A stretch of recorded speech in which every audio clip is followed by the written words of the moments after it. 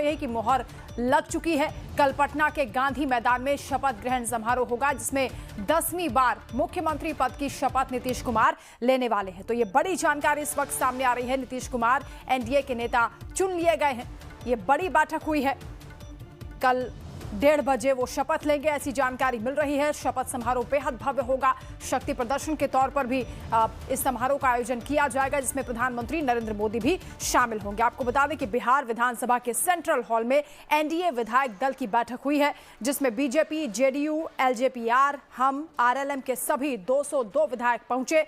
और इस दौरान इस मीटिंग में नीतीश कुमार, चिराग पासवान, संतोष सुमन, उपेंद्र कुशवाहा, सम्राट चौधरी, विजय सिन्हा समेत तमाम नेता यहां पर मौजूद रहे। और एनडीए के नेता के तौर पर, विधायक दल के नेता के तौर पर नीतीश कुमार को चुन लिया गया है। तो सीधा आपको लिए चलते हैं। इस वक्त विधानसभा सेंट्रल हॉल के बाहर रजनीश सिन्हा संवाददाता हमारे साथ जुड़े हुए हैं। रजनीश, ये खबर मिल रही है कि मोहर लग चुकी है नीतीश कुमार के नाम पर और कुछ ही देर में अब वो राजभवन जाएंगे, इस्तीफा देंगे।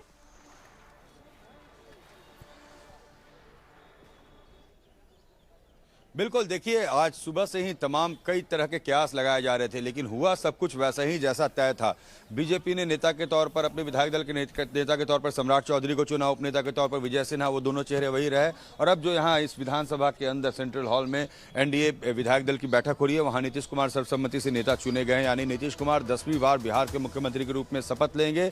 पटना के गांधी मैदान में कल भव्य आयोजन होना है। और आपको विधानसभा की तस्वीर दिखा रहे हैं, ये बिहार विधानसभा है।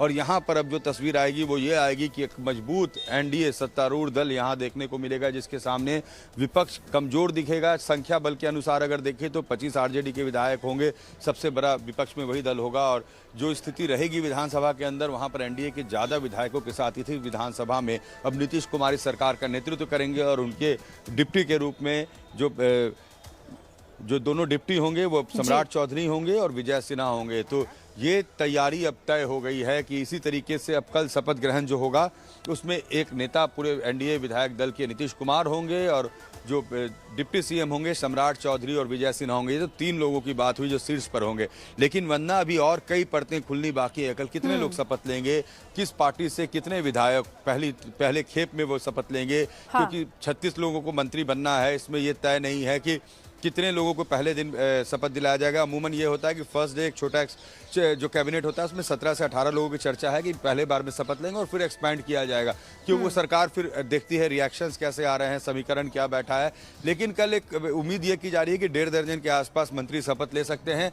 तो ये पार्ट 1 खत्म हुआ है, पार्ट 2 कल होगा और आज से फिर एक बार कयास का दौर शुरू होगा और फिर स्पेकुलेशन का दौर शुरू होगा। कौन कौन लोग मंत्री बन सकते हैं। कई लोगों के नाम जो हैं वो इस वक्त मंत्री के रेस में हैं, चाहे वो जेडीयू से हो, बीजेपी से हो, एलजेपी से हो, हम से हो। हम से संतोष सुमन सबसे आगे हैं, चूंकि एक बर्थ हमको मिलना है। और आप इनमें उपेंद्र कुशवाहा की पार्टी में भी एक ही बर्थ आना है। हाँ, चिराग पासवान के लिए बोनस है, क्योंकि उनके लिए इस बार 3 मंत्री पद होंगे उनके पास। अब एक कैबिनेट और 2 राज्य मंत्री मिलता है, कैसे डिस्ट्रीब्यूशन होता है। बाकी 15-15 या 16-14 के आसपास का कॉम्बिनेशन। बिल्कुल रजनीश, हालांकि ये खबर है कि सम्राट चौधरी और विजय सिन्हा फिर से उप मुख्यमंत्री बनेंगे, लेकिन जानकारी ये भी मिल रही है, जो सूत्र बता रहे हैं कि चिराग पासवान ने भी एक डिप्टी सीएम, 2 मंत्री की डिमांड रख दी है।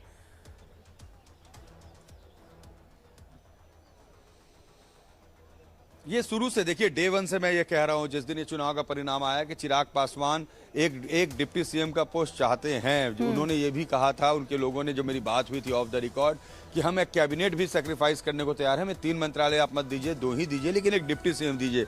ये डे 1 से ये बात आ रही है कि चिराग पासवान चाहते थे कि एक डिप्टी सीएम उनका हो। लेकिन अब चूंकि एक नेता एक उपनेता चुने गए हैं, अब देखना यह होगा कि क्या बीजेपी एक सीट सेक्रीफाइस करेगी, जिसकी उम्मीद तो मुझे कम लगती है, क्योंकि बीजेपी दोनों उप मुख्यमंत्री का पद रखना चाहेगी। विधानसभा अध्यक्ष का भी मसला है, जो बीजेपी चाह रही विधानसभा अध्यक्ष उनका हो। पिछली बार भी विधानसभा अध्यक्ष उनका रहा था। और गृह मंत्रालय को लेकर जो एक पेच फंसा हुआ था, नीतीश कुमार गृह मंत्रालय कभी नहीं छोड़ना चाहते, बीजेपी गृह मंत्रालय चाह रही थी। तो ये तमाम ऐसे पेच हैं जो कल तक थोड़े सुलझ जाएंगे, कल तक ऑल क्लैरिटी मिल जाएगी। लेकिन हाँ, ये भी तय है कि चिराग पासवान एक डिप्टी सीएम का पोस्ट शुरू से चाह रहे हैं और उनकी इच्छा थी कि भले ही कैबिनेट में उनकी जगह कम कर दी जाए, लेकिन डिप्टी सीएम दिया जाए उनको। बिल्कुल रजनीश, क्योंकि अब नीतीश कुमार फिर से कमान संभालने की तैयारी में जुट गए हैं, तो उनकी नई टीम में जो संभावित मंत्री होंगे, जो संभावित योद्धा होंगे, वो कौन कौन होने वाले हैं, ये लिस्ट, क्या फॉर्मूला इसमें रहने वाला है? एलजेपीआर भी चाहेगी कि उसके 2 मंत्री बने और भी डिमांड आ रही है सहयोगियों की ओर से।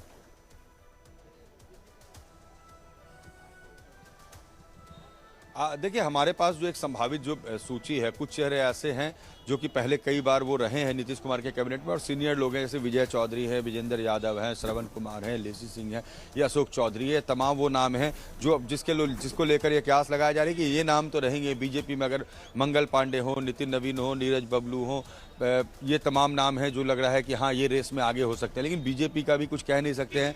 आखिरी मौके पर बहुत सारे नाम बदले भी जाते हैं और जैसा मैंने कहा कि क्षेत्रीय समीकरण और जातीय समीकरण दोनों का ध्यान रखना पड़ेगा। इस बार जो भी पार्टी है वो चाहेगी कि कहाँ से, किस कास्ट से कितने उनके विधायक आए हैं और किस एरिया को वो रिप्रेजेंट कर रहे हैं। मगध से हैं, कोसी से हैं, मिथिलांचल से हैं, साउथ बिहार से, कहाँ से हैं वो, तो उस अनुसार भी डिस्ट्रीब्यूशन ऑफ मिनिस्ट्री होता है। तो इतना आसान नहीं होता है मिनिस्ट्रीज बांटना, लेकिन ये एक बड़ी चुनौती होगी नीतीश कुमार के लिए और बीजेपी के लिए भी। और खास करके किस तरह के मंत्री हैं, जो परफॉर्मर हैं या नहीं है। पहले उनको मौका कितनी बार मिल चुका है, फिर उनको दोबारा मौका दिया जाए नहीं जाए। इस बार ये भी कहा जा रहा है कि यूथ जो हैं, जो यंग लीडर्स हैं, उनको भी, यंग जो एमएलएज हैं उनको मौका मिलेगा। महिलाओं को भी रिप्रेजेंटेशन ठीक ठाक मिलना चाहिए।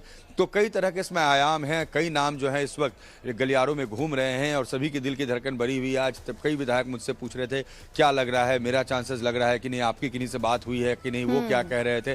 तो हर कोई चाहता है मंत्री बनना। देखिए, 243 विधायक जरूर होते हैं लेकिन 36 ही मंत्री पद होते हैं। और आपको गहमा गहमी भी नीलमणि दिखाते रहे किस तरीके से विधानसभा के बाहर मीडिया का बड़ा जमावड़ा है और इंतजार है नीतीश कुमार निकलेंगे। चूंकि 2 गेट है, ये फ्रंट गेट है और पीछे जो विस्तारित भवन है, वहां से भी निकल के नीतीश कुमार सीधे राजभवन को जा सकते हैं। तो दोनों तरफ मीडिया की बड़ी भीड़ यहाँ पर है, यहाँ पर सारे सिक्योरिटी गार्ड्स अवेलेबल हैं।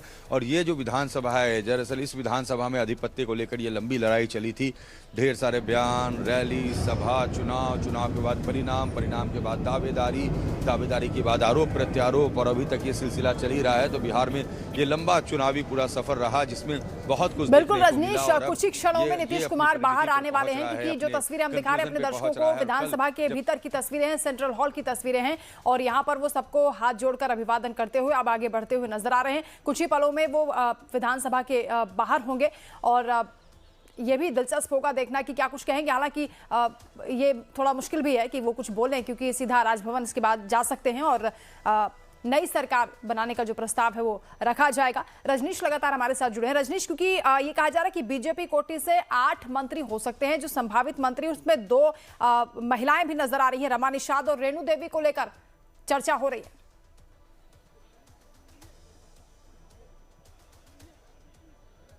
देखिए, रेणु देवी पिछली बार भी मंत्री थी और उसके पहले वो उप मुख्यमंत्री भी थी। जब बीजेपी ने 2 उप मुख्यमंत्री की परिपाटी शुरू की थी तो उसमें पहली बार रेणु देवी और तारकिशोर प्रसाद उप मुख्यमंत्री बने थे, दूसरी बार में सम्राट चौधरी और विजय सिन्हा उप मुख्यमंत्री बने थे और तीसरा मौका है। तो मंत्री में रेणु देवी रेस में आगे हैं, चूंकि काफी सीनियर हैं वो, लेकिन उनको जगह मिलती है या बीजेपी में और भी कुछ यंग एमएलएज आए हैं उनको जगह मिलती है, ये देखना दिलचस्प होगा। श्रेयसी सिंह भी हैं, जमुई से विधायक हैं, उनका 2nd टर्म है, नेशनल एथलीट रही हैं, वो वर्ल्ड चैंपियन रही हैं शूटिंग में, तो उनकी भी संभावनाएं, उनके नाम को लेकर भी चर्चा है। तो कई नाम ऐसे हैं जिसको लेकर चर्चाएं बंदा भी चल रही है। तो किसी भी अभी कंक्लूजन पे पहुंचना बहुत मुश्किल होगा, लेकिन कयास लगते रहेंगे। देखिए, सम्राट चौधरी और विजय सिन्हा के नाम को लेकर भी लगातार कयास लगते रहेंगे, क्या कोई नया नाम होगा, कोई सवर्ण में नया नाम आ जाएगा, लेकिन बीजेपी ने रिपीट कर दिया। तो ये हो सकता है कि आखिरी मौका में यह बदलाव आए। और देखिए, अब यहाँ से विधायक निकलेंगे और जो एक पीछे की गेट है उससे हो सकता है कि मुख्यमंत्री निकले, क्योंकि उनकी कारकेड अब इस तरफ नहीं आई है, तो वो उस गेट से ही निकल के राजभवन की तरफ जाएंगे और फिर हम थोड़ी देर में राजभवन में होंगे। हम देखेंगे नीतीश कुमार वहां इस्तीफा देकर अपना दावा पेश करते हैं। चूंकि कल शपथ ग्रहण होना है तो ये एक प्रोटोकॉल होता है। तो आज सुबह से बीजेपी के विधायक दल की बैठक हो गई, जेडीयू के विधायक दल की बैठक हो गई, एनडीए के विधायक दल की बैठक हो गई। अब अगला स्टेप जो होगा वो राजभवन में होगा। जब राजभवन में नीतीश कुमार जाएंगे, इस्तीफा देंगे और उसके बाद समर्थन पत्र देंगे अपने सहयोगी दलों का और दावा पेश करेंगे सरकार बनाने को लेकर। जी बिल्कुल, ये प्रक्रिया होती है जो औपचारिक रूप से अब निभाई जा रही। नई